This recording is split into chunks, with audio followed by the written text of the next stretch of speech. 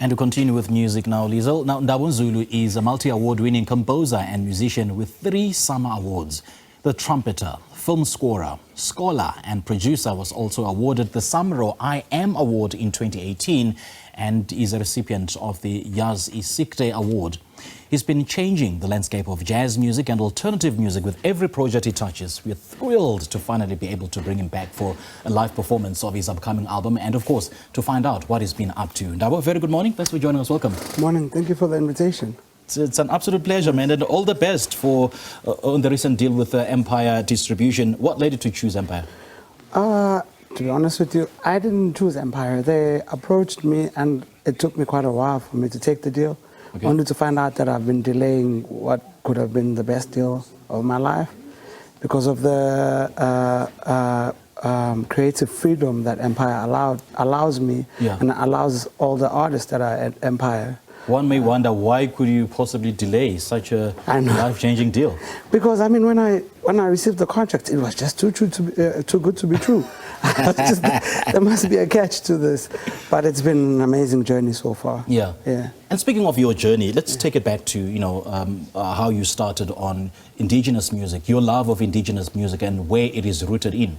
To be honest with you, quite recent. I only saw the importance in me contributing however I can in the Indigenous music sphere when I was doing my master's dissertation. So that all led down this rabbit hole of me trying to figure out how I can really contribute. Because Indigenous music carries so much of our history, you know. As we all know that, like the previous interview we just heard now, the history of the norm of writing has never been a thing for us. Yep. It's always been like oral. So the music also carried so much information, and I felt the need and the urgency of me trying to contribute however I can in the preservation of that culture.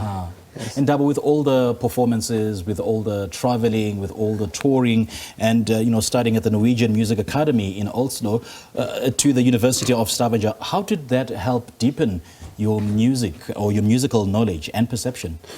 For me, I think I could have started in South Africa as well, but I was just very fortunate because in both the universities / conservatoires, there are specialists who really deal with that particular thing. So you have a specialist who deals with composition, who deals with instrumentation, who deals with the instrument you play. So I could get like very detailed guidance in whatever I was studying. So I was fortunate in that way that I got a very concentrated time with whatever module that I was dealing with at that particular year. And do you feel that studying at that institution gave you a totally different perspective on music, or it simply added to what you knew about music? Oh man, it built me from, I am a product of both South Africa and Norway. Is it? But in academia, it's Norway. Especially in music, their academic structure is more reflective than it is academic. So it's like, we give you this, what do you do with it? You know, do you cut it in half? What do you do? Do you replicate it? What do you do? Do you multiply it?